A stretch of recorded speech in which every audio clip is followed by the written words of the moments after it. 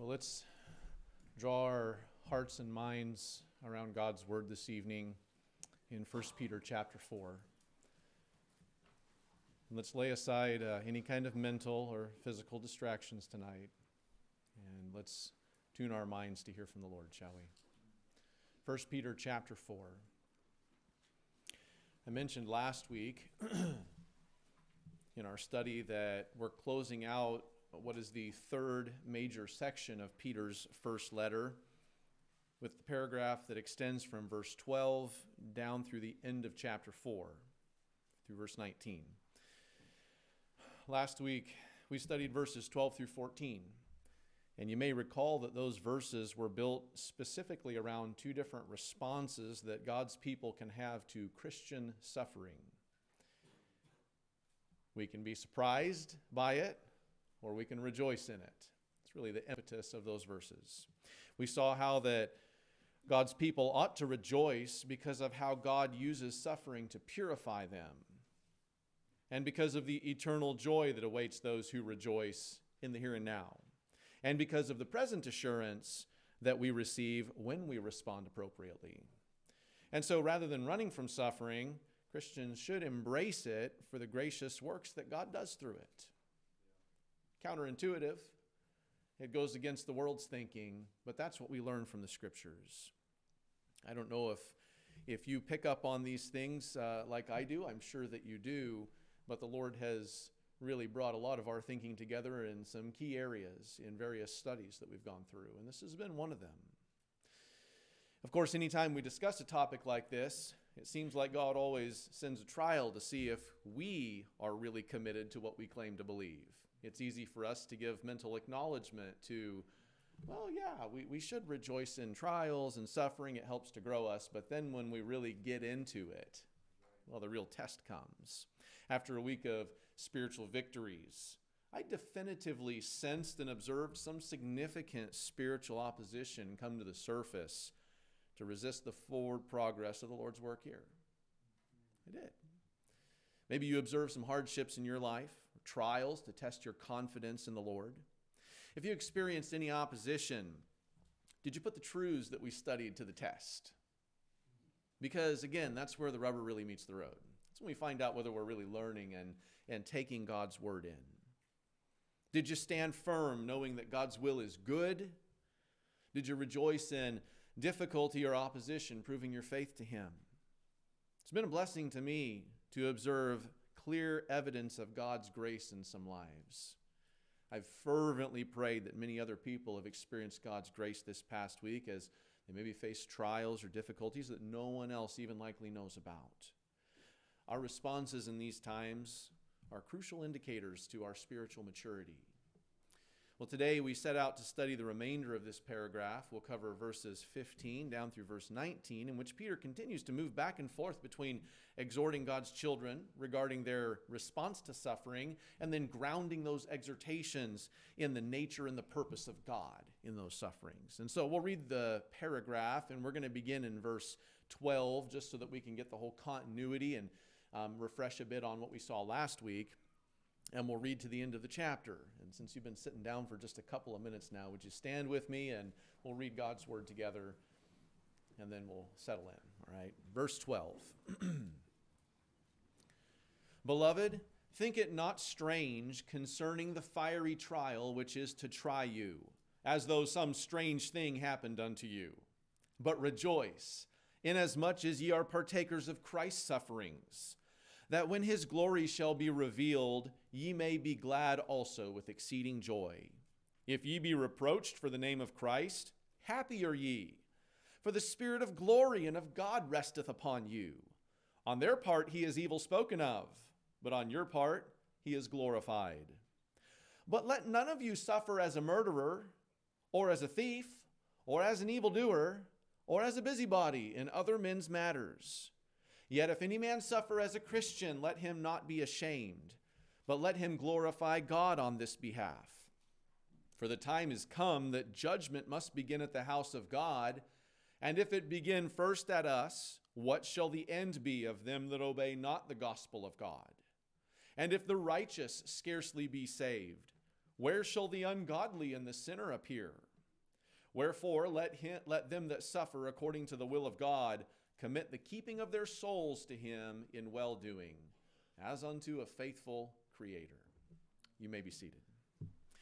Well, I pray that God will use this text this evening to help us see far beyond any temporary pain, suffering, trial, or difficulty onto God's eternal purpose, and that we'll be filled with joy and faith as a result of that. Verses 15 through 19 really break down for us into 4 distinct challenges, which we must obey, folks. Hear me. We must obey if we will honor God in this sin-cursed, anti-God world. And so the first challenge that we find is to carefully guard the cause of your suffering. Guard the cause of your suffering. We know that suffering is going to take place in many lives. It can happen for multiple reasons, though. Verse 15 begins with a challenge for us, 1 Peter 4:15, in which Peter really has already given several times throughout his letter. And it's this: make sure, first of all, that you do not suffer for sin. Peter mentioned 4 types of sin that you better make sure that you don't suffer for. There's a clear progression in the list that he gives from more severe sins down to what may seem relatively insignificant to us. Murder is among the worst sins that a man can commit, of course. And the scriptures teach very plainly that it ought to be punished with death. That's a government's responsibility. Stealing is also forbidden in the 10 Commandments. And in just about every culture, it's been considered a criminal offense that's punishable by the state. There's some debate about how to understand the third term, evildoer. Let no man suffer as an evildoer. Some people think that Peter was describing any criminal behavior, while others think that it just describes evil in general. I'm not going to be real dogmatic about it, but I lean toward it being criminal activity based on the fact that grammatically, the fourth term is clearly set apart as being in a different category from the others. And so at the very least, with the first 3 terms that he used, a murderer, a thief, or an evildoer, Peter challenged his readers to make absolutely certain that they don't commit any crimes against the state and bring on themselves justified suffering at the hands of the justice system. However, the 4th cause of suffering is clearly set apart from the others. And it may raise an eyebrow that Peter put it in the very same context as murder or as other criminal offenses. Peter warned his readers to make sure that they don't suffer as busybodies, which means meddlers.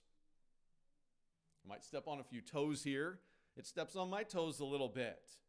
This nosiness, meddling, opinionated gossip is always condemned in the scriptures, particularly in the context of New Testament churches. It always brings problems. We've probably all known a busybody or a meddler, maybe a few of them. They're always prying into other people's personal business. They always try to have the latest scoop. They're always dogmatically sharing an opinion on what people are doing or what people are not doing, even when they're not asked for their opinion or what people should be doing, right? They tend to make mountains out of molehills. They may claim otherwise, but they don't do this activity because they love you, but rather because they just have to be in the middle of everything. It's really driven out of pride. It's driven out of arrogance. It's driven out of self-importance. And there's all kinds of issues that are associated with it, although they may not readily see it that way in themselves. This type of activity is often seen in those who are carnal, those who are spiritually immature. And those who are spiritually immature also includes those who are still young in the Lord's ministry, but maybe haven't had their zeal well-tempered through experience or through charity or through forbearance. Such a person is frustrating. They're interfering, they're divisive, particularly in a church. Some don't have the self-awareness to realize that this is speaking about them. I challenge each person here in this assembly to analyze yourself very carefully for this character blot. Ask a mature leader in this church if you have such a reputation within this church or within this community.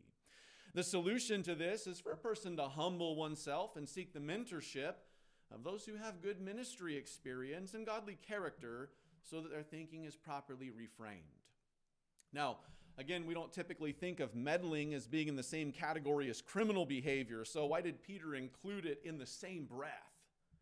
Well, meddling won't get a person in trouble with the state, but it can cause anger, division, and a degree of suffering to those who do it. It can get them in trouble with others of God's people. It can cause them and everybody else to feel like that person is always the cause of division. It can cause their relationships to suffer. It can cause their relationships sometimes to end.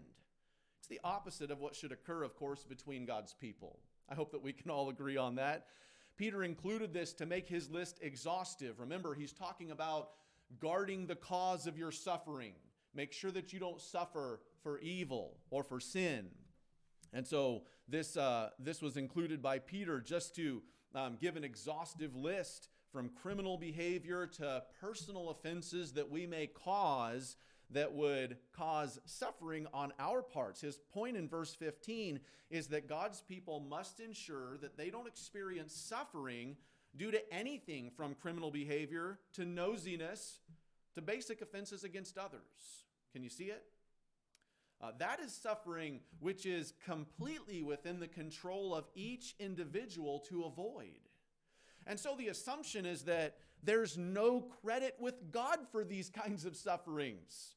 Suffering for these reasons is deserved. It brings no temporal or no eternal reward. This kind of suffering comes because of one's own foolishness or one's own sin. And so let me just challenge everyone here. Don't ever call suffering for your sins a trial from God. It's a trial brought on yourself needlessly. I've experienced it far too many times.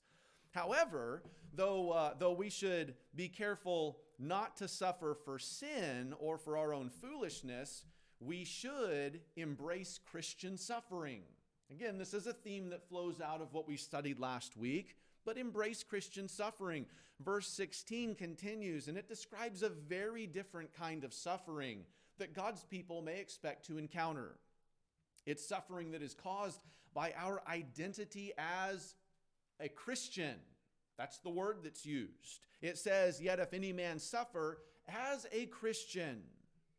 Whereas no man or woman of God should be found suffering because of their own foolish actions, the word yet indicates the opposite here. It's a contrast. It is not improper or to be unexpected that a person may suffer for godliness. That's not particularly something to be avoided or run from. The word Christian is only used 3 times in the New Testament scriptures. The Greek terms combine Christ with a suffix that means follower. And so Christian literally means a Christ follower. The title was first used at Antioch according to the book of Acts. And non-Christian opponents probably coined that as a derogatory term. That's how it's used here. There was a widespread suspicion and dislike for Christians in the Roman culture and in the Jewish culture and just about everywhere in the Mediterranean world.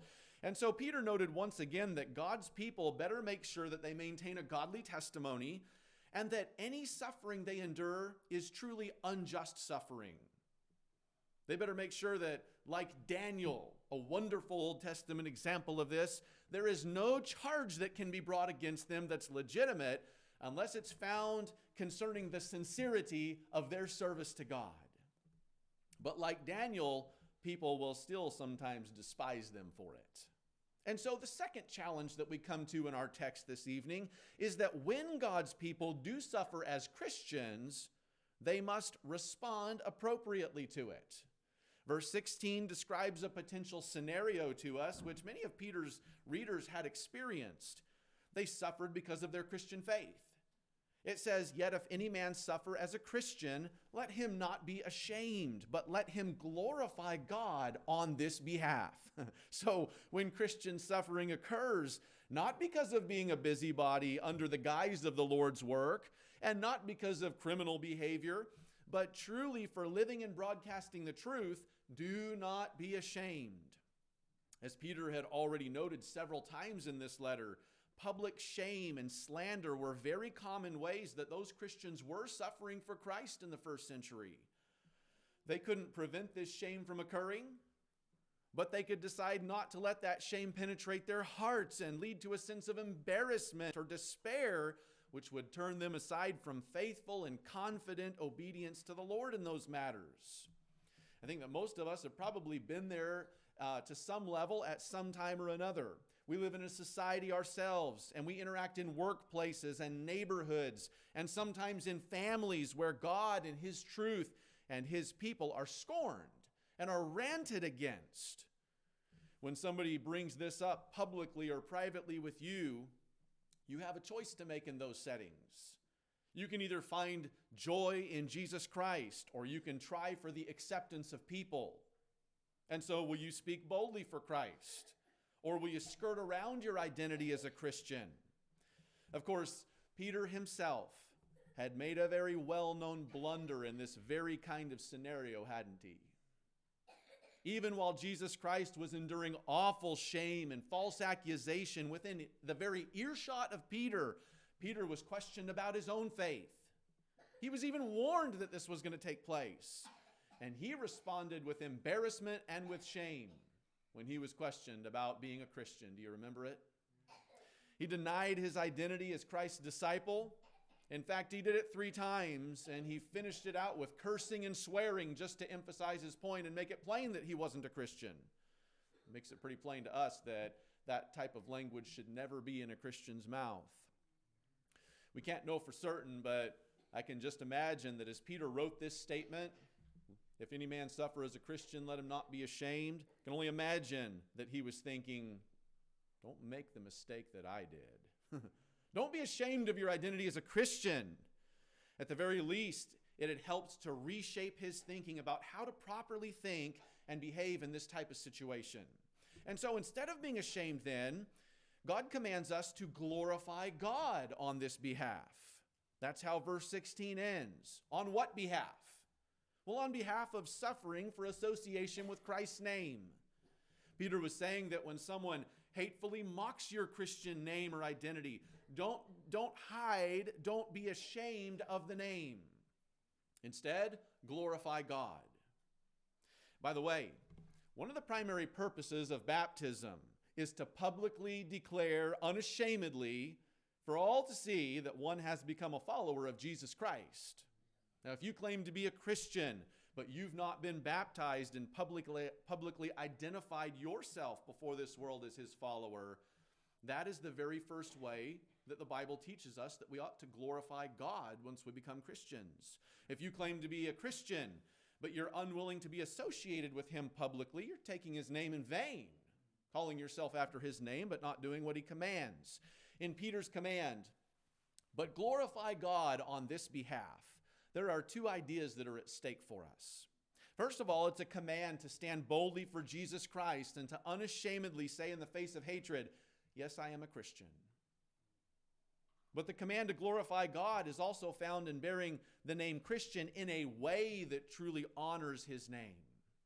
Sadly, many people will talk openly about being Christians, but dishonor God's name by their arrogance, by their lack of compassion, by their ungodly lives. Bringing disrepute on the Lord's name through the previously mentioned types of activity in verse 15 is a sure way to not glorify God. Christians need to bear the name of Christ boldly, but they need to back it up with godliness. They also need to sincerely proclaim His glory by speaking of His goodness and the joy that they have of Him or in Him. It should not be something that they hide. Remember, Jesus talked about that as well, that a city that's set on an hill cannot be hid. You don't take and hide your lamp under a bushel, but you let it give light to all that are around so that they can see it very plainly. It's talking about clear identification with Him. People may think that those who openly broadcast their faith as a Christian are nuts. But they need to see that Christ is the great desire and He's the highest satisfaction of any Christian. When others see the obvious signs of God's grace, they'll definitively know that God is real and that He is active in the lives of those who claim to be His followers. Now, the fact is that none of us wants to suffer, whether it's directly for our faith or because we live in a sin-cursed world. I don't think there's any one of us that would just say, hey, I volunteer, pick me. Let me just go and suffer for some reason or another here, despite the fact that it's a reality, that it is a command that we suffer in the right way if we do receive that. None of us really wants to suffer. But when suffering comes, here's what needs to be carefully shaped. Here's the response that God would have us to bring into a habit in our lives. We need to see it as a tremendous opportunity to glorify our Lord when it comes. In fact, suffering provides some of the very best opportunities that we'll ever have to show the world that our faith is real and that it's powerful. Don't miss those opportunities. Stand boldly for Christ and demonstrate through your responses who He is and what He means to you. The third challenge that we find in this scripture is that we need to understand God's ultimate purpose. And that's found in verses 17 and 18. While verses 15 and 16 look at suffering from kind of a zoomed-in perspective of how Christians should respond in the moment, verses 17 and 18 step back a bit and they reflect on how Christian suffering they reflect on it from the broad perspective of how the things that God's doing right now ultimately fit into His eternal purpose, both for Christians and for non-Christians. And Peter made this point with a couple of parallel statements that contrast his purpose for both of those groups. First of all, we find that God uses suffering to refine Christians. This is not a new theme. It's something that we've seen laced all through Peter's discussion. But verse 17 begins by drawing on some imagery of judgment, which comes both from the Old and New Testaments. You should remember the Babylonian captivity in the Old Testament. The house of God in the Old Testament was a reference initially to the tabernacle and then to the temple. And the scriptures are very clear that God used the Babylonians to judge Israel. The temple was destroyed. It's kind of the focal point for Israel. And Judah endured terrible suffering at the hands of Babylon. But while Babylon fulfilled the purpose of God by invading Jerusalem and, in a sense, refining and purifying them because of the judgment against them for their sin, the Babylonians also sinned mightily by attacking God's people. The prophets correctly predicted in many places that the Babylonians would face God's harsh judgment as a result. Of course, they did when the Persians invaded their city and defeated them in a single night in the book of Daniel. The prophets are also clear that God's intention in the destruction of Israel, or the temporary judgment of Israel, was very different from His intention in judging Babylon and God's other enemies. Distinctly different.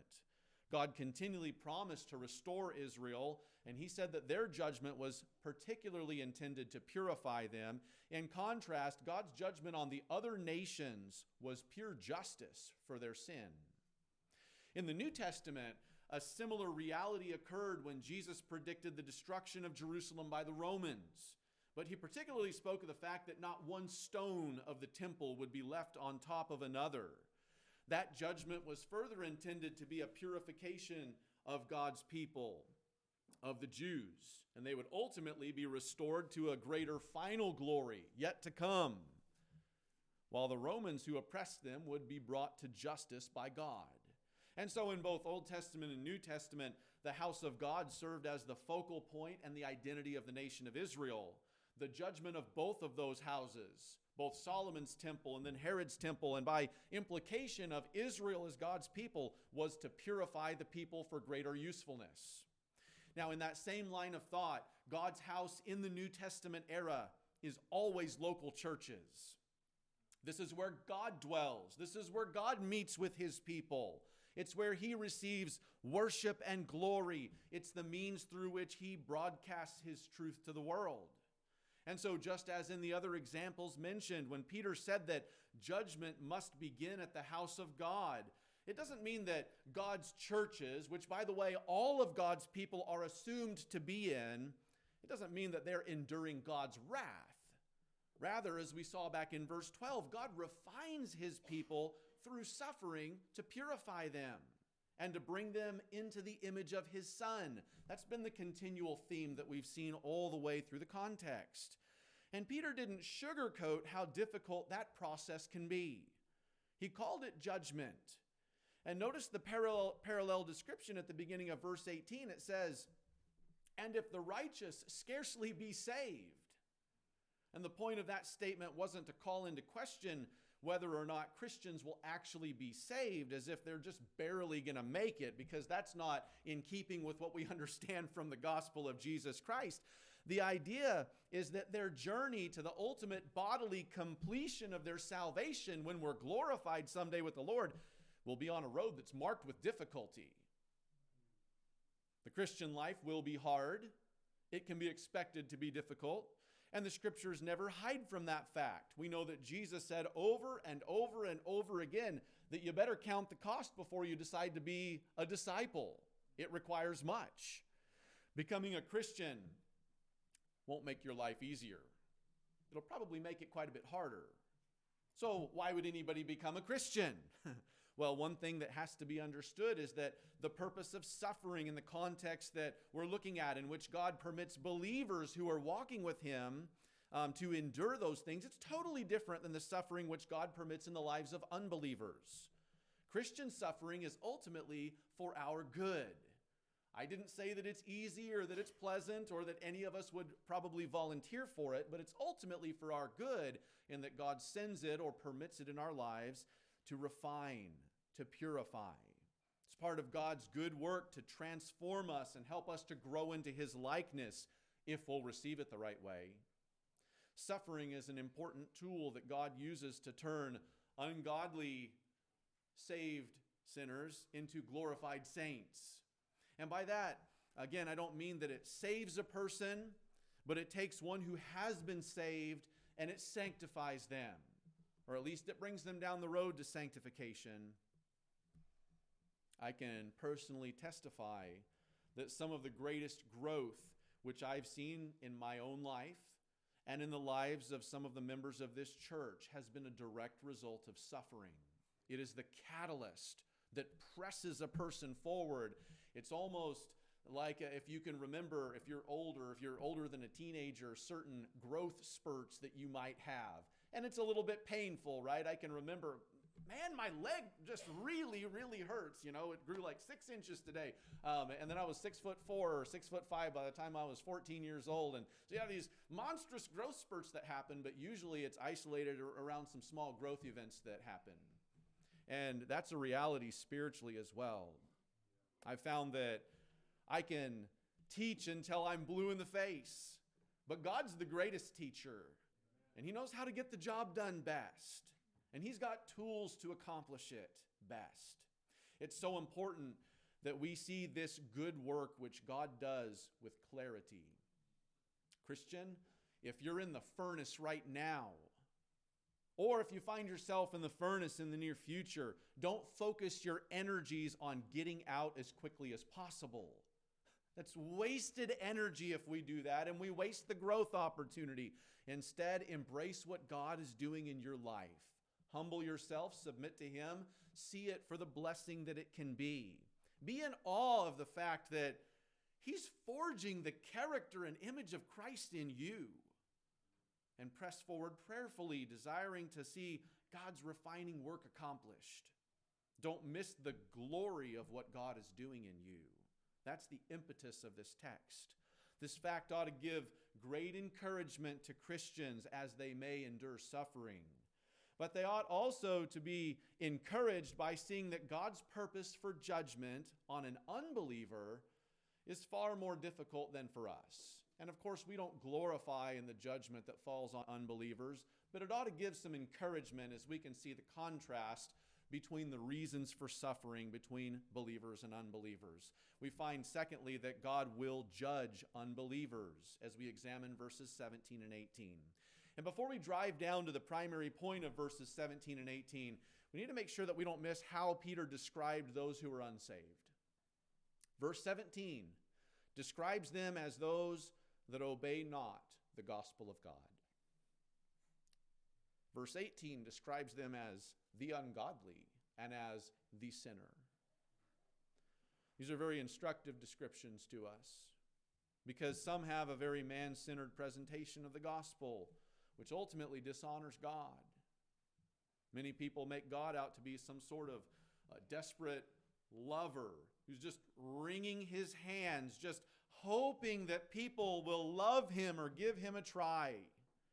And while it's definitely true that God does love sinners immensely, a far greater capacity than we can ever fathom, and he invites all people to receive him, and he draws all people to himself and seeks to bring forgiveness of sins into their lives and reconciliation, he doesn't need anything from us.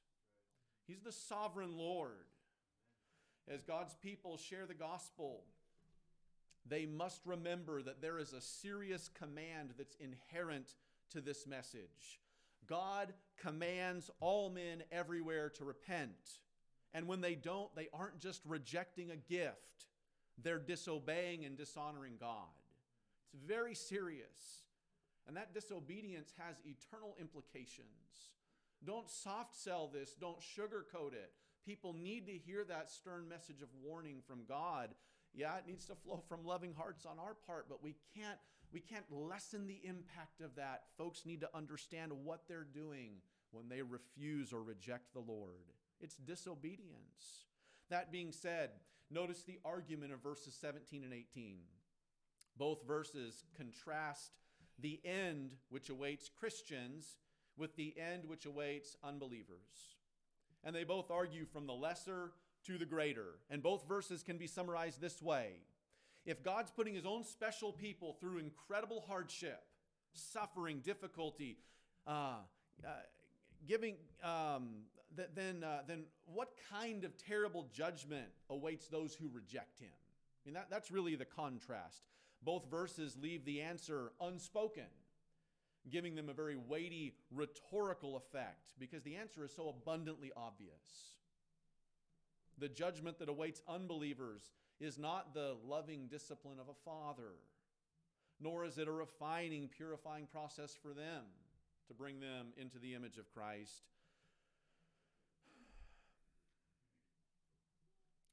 There's no good in the judgment that awaits sinners. They only await the just wrath of a holy God. Hebrews chapter 10 and verse 31 states in a very sobering way, it is a fearful thing to fall into the hands of the living God. If you've never been saved, if you've never obeyed the command of the gospel to repent and believe in Jesus Christ, then there's no sugarcoating the weight of this warning to you. If I did sugarcoat it, or if anybody else did, we would dishonor God and we'd be lying to you. If you die without Christ, hear me, if you die without Christ, you'll face justice for your sin. It's as simple as that in the scriptures. And if you think that's no big deal because you just aren't that bad, then you really don't appreciate the holiness of God and the wickedness of your sin. All sin is terrible violation of God's holiness. And you don't want to stand before God someday based on your own goodness, having disobeyed the gospel. Verses 17 and 18 ought to scare those who are unbelievers. So don't turn a blind eye to the stern warning of God's word here. But also understand that this warning is not the end of the story. Yes, God's sin deserves God's wrath, but Jesus already bore the wrath of God on the cross. And he offers salvation to everyone who believes on him. And any person here can leave today under the favor of God instead of under the condemnation and judgment of God. Obey the gospel today. Call on the Lord for salvation. But Peter was primarily speaking to Christians in these verses, wasn't he? And so what's the point that he was making for Christians? The answer is that Peter was trying to help them gain some needed perspective on the trials that they endure. Sometimes Christians get very rattled by hardship. They feel like the world's caving in, or like the sky is falling, or like they're dying, like we discussed on Sunday morning. And they may even get angry at God at times and accusatory against him. When Christians have that reaction about difficulty they're enduring in their lives, they have totally lost perspective and they've developed a sense of entitlement that is totally absurd. Peter wanted them to see that enduring a trial that actually refines them and brings them closer to glory is very small in comparison to the eternal wrath of God.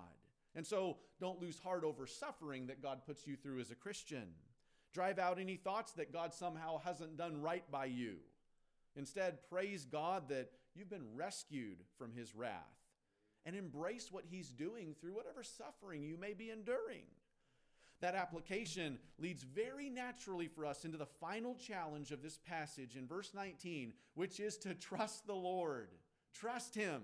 Trust him. It says, "Wherefore, let them that suffer according to the will of God commit the keeping of their souls to him in well-doing, as unto a faithful Creator." This verse just pulls together everything that Peter has said in verses 12 through 19 into a final summary challenge for us. Peter reminded his audience, and he reminded us once again that God is in control. The challenge of this verse is addressed to those that suffer according to the will of God. The phrase, "the will of God," is primarily intended to qualify who should rest in the Lord's purpose. It's those who suffer as Christians. But this qualifier is very rich in significance. The assumption is that when Christians suffer for wrongdoing, they've brought that suffering on themselves. But when a Christian obeys God's will and suffers anyway, God's good purpose stands behind it. His will is being done. That's what it's stating. And so when that family member spreads lies about you because they despise your faith, there's more at work than that person's hatred. When you share the gospel with a friend and he or she gets angry and spreads rumors about you, that hatred is not acting alone. Even when your doctor says the dreaded word cancer or some other type of disease, something far more significant has happened than the mutation of some cells. In God's mighty wisdom, he's able to take bad things and use them to accomplish his good purpose. There's tremendous rest and tremendous peace in knowing that God's will is being done. Peter added further comfort in how he described God. Don't miss it. He's a faithful Creator. The designation Creator reminds us of God's mighty power. He hung the stars in the sky. He holds the oceans in the palm of his hand. He sustains all of creation. God's mighty, but his power wouldn't provide a whole lot of comfort for us except for the fact that he's also faithful. God's absolutely trustworthy in all matters. His character never changes. His purposes are always good. And so, as we may be called to endure suffering, we must remember that we live in a world that's controlled by a faithful Creator, and that everything we endure passes through his hand. He permits it. God's in control. And because of that, we must rest in his care. Peter commanded Christians to commit their souls to God by doing good. Of course, this isn't referencing salvation, the committing of the souls, because that's already happened if somebody's a Christian. This is speaking about trusting God, and it's talking about trusting his providence in the lives of his people. It's absolutely crucial that we never miss the connection between faith and obedience. It's seen very plainly for us in this text. Trust and obey are always intrinsically connected. You can't have true trust without obedience being connected to it. We demonstrate our trust in God by doing what he commands us to do rather than by taking matters into our own hands. When hardship comes, just keep obeying and faithfully doing the right thing. And then leave the things that you can't control in God's hands. Commit yourself to him. The verb commit communicates a sense of rest or peace as a person places the keeping of their souls in his almighty hands. Christians are realistically to resign themselves to the fact that they may not know what God's purpose is specifically. We can assume that it's to refine us. And it may not be God's will that we fix our problems ourselves. And so, as contrary as it may seem to every urge in a person's being, they need to be okay with that. They trust him to do his will, and they obey the will that he has revealed to them in his word, and they walk in faithful obedience to the things that they know. Well, friends, the theme of this text is that we must respond to Christian suffering by glorifying God and trusting Him to accomplish His will. It was crucially important for the people in Peter's day to understand that as they faced fiery trials. It's crucially important for us to know that as well. Trials and difficulties will come from God's hand, and we can either see them as a frustration or as a terror or as an opportunity. We can consume ourselves with getting out of the difficulty and out of the suffering at any cost, or we can anticipate what God will do through it. If you're suffering right now, or if you will in the future, which should pretty well cover everyone here, this is the choice that you have to make. Will you trust God enough to keep doing the right thing faithfully?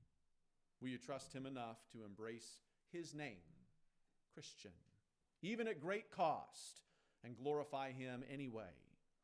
Will you see past your temporary pain and rejoice at the opportunity to glorify our Savior and to watch Him transform you? May God help us to live out verse 19 as we endure faithfully, and may we strongly support each other in this house of God in believing these truths and living them each and every day.